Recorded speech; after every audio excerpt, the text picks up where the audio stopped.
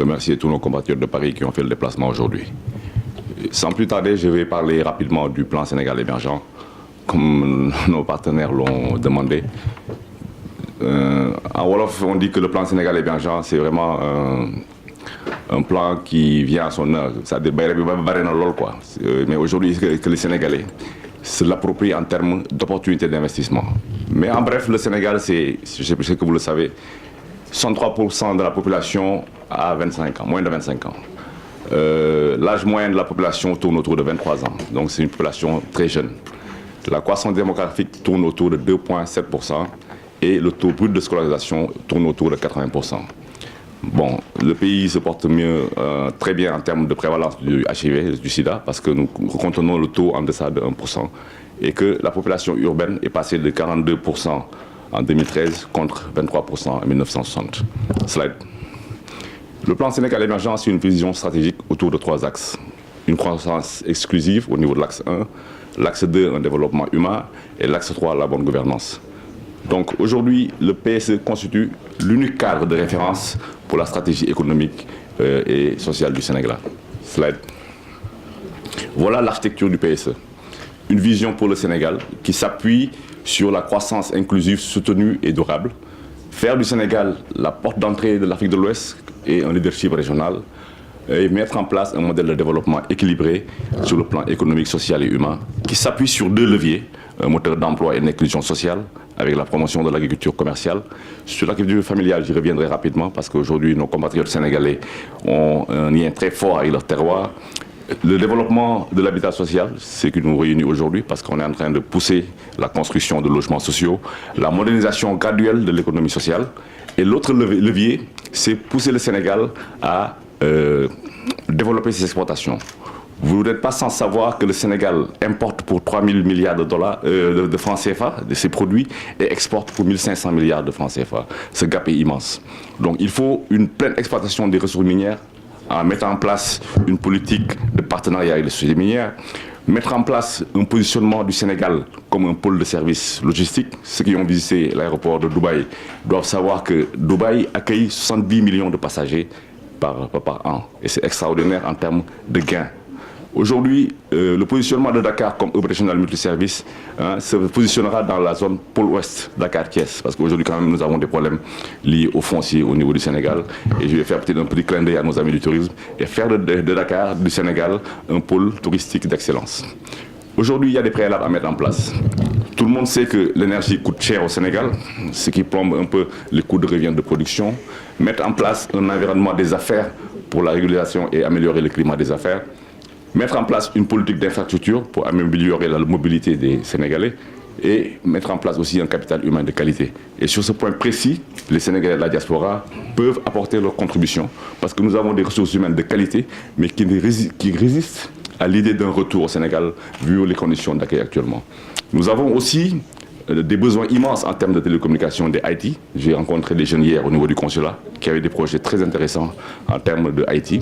Et maintenant, voir comment on va financer l'économie du Sénégal. Et sur ce point précis, nous avons aussi besoin des fonds de la diaspora. Mais tout ça va s'appuyer sur un point essentiel, c'est le renforcement de la capacité d'impulsion de l'État. Accélérer, mettre de la vitesse. Slide. Donc le plan Sénégal émergent, c'est les chiffres. Je pense que bon, améliorer le taux de croissance 7 à 8%, améliorer le PIB par habitant du Sénégal pour l'amener à 1 500 dollars US, améliorer aussi les investissements publics-privés en termes de partenariat public-privé pour l'amener à 18,1 milliards d'euros.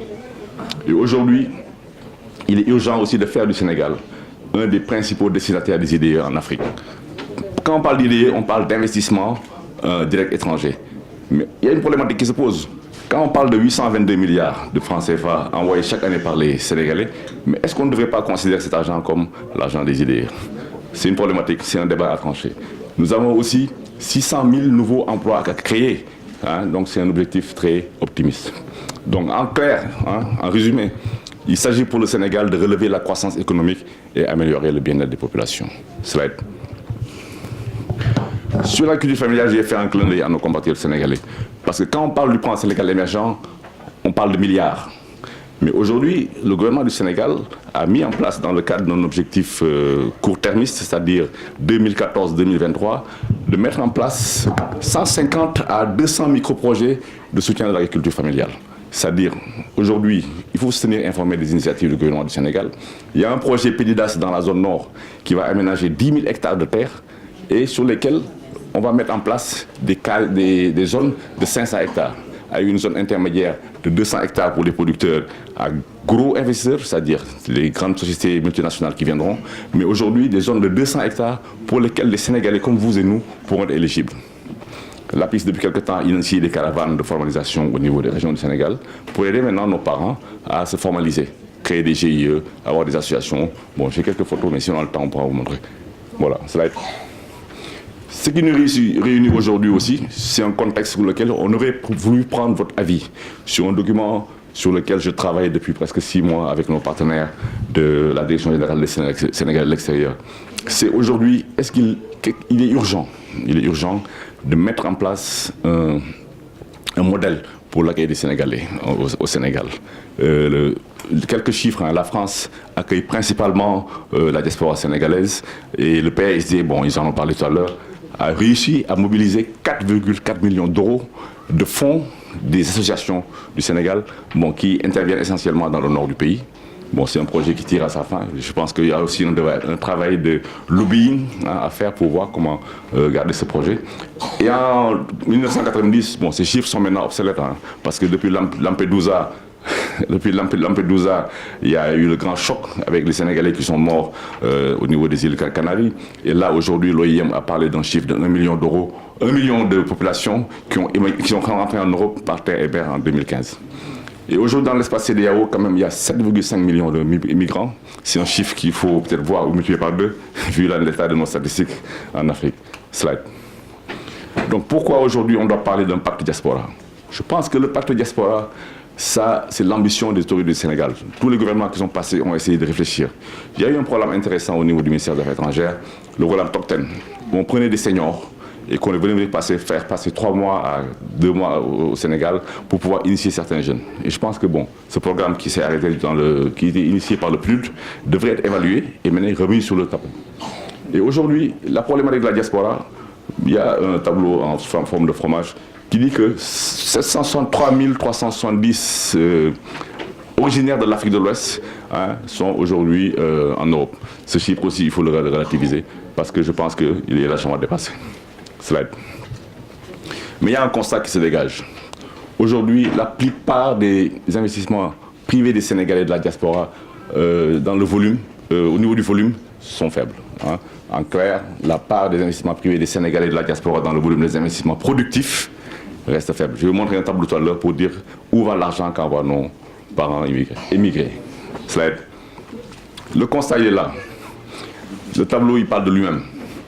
Sur les 3 premières rubriques, nous avons, la BAD avait annoncé en 2007 822 milliards de francs CFA. Mais l'essentiel de cet argent est envoyé dans le budget familial, dans le budget santé et dans le budget éducation et formation. Et si on compare au Mali, dans l'investissement productif, nous avons 11% au Sénégal contre 46% au Mali. C'est une alerte quand même sérieuse par rapport à l'utilisation des fonds qu'envoie la diaspora. Ça va être... Alors c'est quoi la solution? Elle peut paraître simple, mais je pense qu'aujourd'hui, la réflexion d'aujourd'hui devrait pouvoir donner des axes de réflexion. Mais nous devons recourir, à mon humble avis, à des stratégies de promotion de l'investissement afin d'attirer les investisseurs structurants et productifs potentiels. C'est là le combat du Sénégal. Slide. Aujourd'hui, au niveau de l'APIX, nous avons recensé le nombre de projets. Hein. On a eu un début d'initiative en 2000. Il y a eu un pic en 2010 qui est autour de 65-70. Et bon, là, ça se stabilise au niveau de 35. Mais je pense qu'on peut faire largement mieux. Slide. Voilà le tableau dont je vous parlais tout à l'heure. Quand on regarde le budget du Sénégal, la contribution des immigrés au niveau du budget du Sénégal depuis 2009, voilà l'évolution. On était à 592 milliards en termes de transfert d'argent. Là, on est en 2015, on a parlé de 760 milliards en termes de prévision et qui est largement dépassé parce qu'on est autour de 822 milliards. Slide. Et donc aujourd'hui, il faut réfléchir à une mission de cadrage, d'un guichet opérationnel qui permettent de mettre en place un accueil de nos compatriotes au niveau du Sénégal, parce que ça n'existe pas. Et qu'est-ce qu'il faut faire? Je vais insister juste sur 2 points. On n'a jamais analysé au Sénégal les nœuds psychologiques, économiques et administratifs qui bloquent le processus d'investissement à travers une démarche d'écoute. Pourquoi les Sénégalais qui ont réussi en France n'arrivent pas à réussir dans notre propre pays? C'est un problème et on n'a jamais trouvé de solution. Oui, vous allez nous le dire. C'est un sérieux problème. Et aujourd'hui, il urge pour nous, techniciens, de voir comment organiser les attentes et les besoins d'assistance en faveur de chaque type de segment. Parce que le Sénégalais qui est originaire de RLAO, c'est pour taquiner mon directeur général qui est originaire, qui a son association pour sa mosquée, n'a pas le même type de besoin que le Sénégalais qui travaille à Washington, qui gagne 50 millions peut-être le trimestre et qui veut faire une cité du futur. Ce n'est pas le même type de besoin.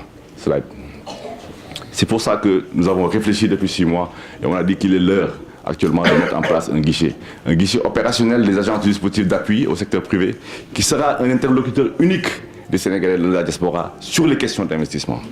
Et aujourd'hui, ce guichet opérationnel sera dédié à Dakar et dans les pôles territoires en construction comme Saint-Louis, Kaolack, Ziguinchor, pour l'accueil des investisseurs de la diaspora et mettre en synergie toutes les agences. Nous avons cité l'ADPME, le FONGIP, le FONSIS, la BNDE, la CEPEX et j'ai même aussi fait un clin d'œil à l'agence de promotion du tourisme. Pourquoi? Parce qu'aujourd'hui, vos amis européens qui veulent venir au Sénégal, mais après Internet, ils viennent vous demander. Et votre avis compte même plus qu'Internet. Et bien, si vous répondez que Saint-Louis a trop de mouches, ils ne viendront jamais. Voilà, slide. Donc, quelles sont les fonctions du guichet? Nous avons vu deux fonctions essentielles. Un rôle de service aux investisseurs.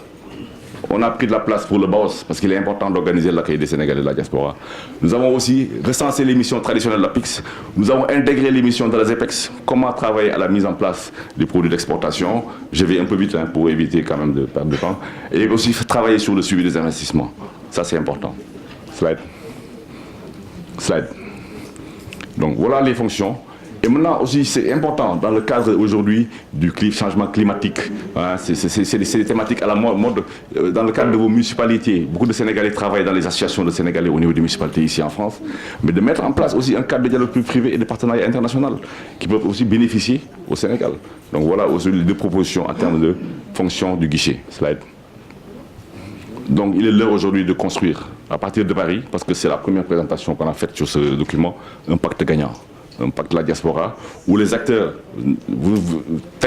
on n'est pas venu de Dakar vous imposer quelque chose. On vous a proposé un draft et c'est à vous de l'alimenter en disant, mais gars, def len ni, c'est que ce qu'on a fait ni, voilà aujourd'hui ce qu'on voulait mettre en place avec tous les acteurs, aussi bien sénégalais que institutionnels, mais aussi mettre en place des mécanismes opérationnels de prise en charge des besoins que vous avez exprimés, vous, migrants sénégalais. Parce qu'aujourd'hui, comme je dis, il est important de travailler à la mise en place d'une politique qui vise à offrir un panel de services innovants, mais qui restaure la confiance. Qui restaure la confiance. Parce que souvent, les Sénégalais de la diaspora ont été floués dans le cadre du processus d'investissement. Slide. Voilà le chronogramme, parce que c'est le temps de l'action. La durée d'incubation du projet, c'est 3 mois. On se donne le premier trimestre 2016 pour aller vite, faire toute la démarche documentaire, identifier les tendances lourdes et mettre en place les mécanismes dans un délai de 90 jours. Donc je voulais juste m'arrêter là, remercier la Direction générale des Sénégalais de l'extérieur pour leur dire que nous sommes disponibles à les accompagner et travailler en synergie et en toute loyauté. Merci.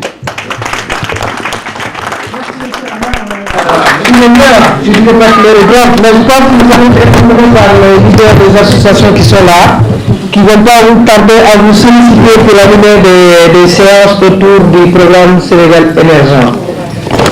Alors nous allons continuer cette séance, c'était la dernière partie concernant les institutionnels.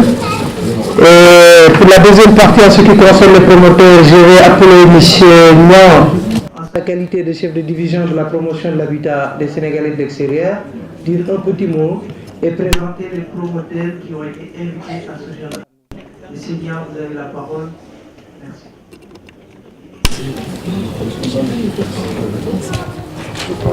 Je vais vous mettre là. Vous allez vous mettre là.